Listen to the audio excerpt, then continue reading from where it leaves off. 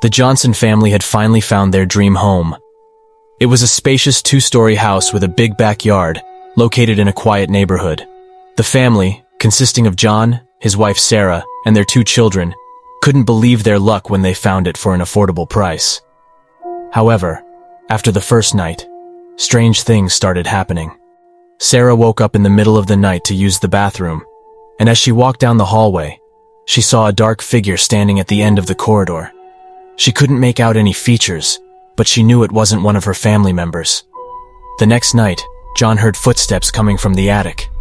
He climbed up the ladder to investigate, but as he reached the top, he saw a pair of glowing red eyes staring back at him.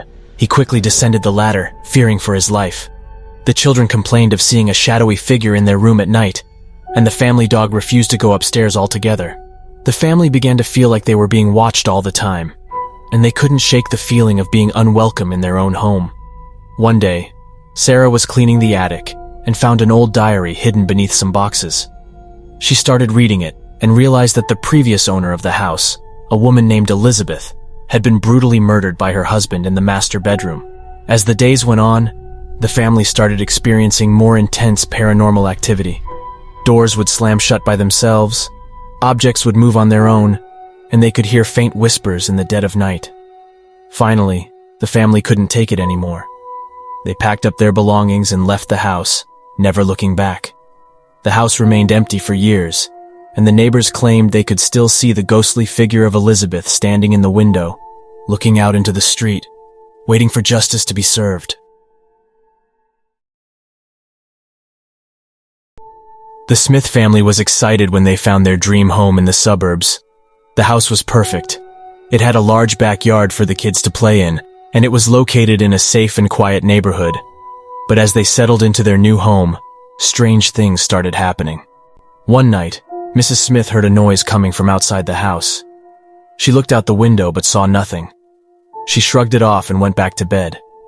But the noise repeated every night, and it was getting louder and more persistent. One day, Mr. Smith found footprints leading up to their front door. They were pretty big, and thought maybe it belonged to a man. He called the police, but they couldn't find anything.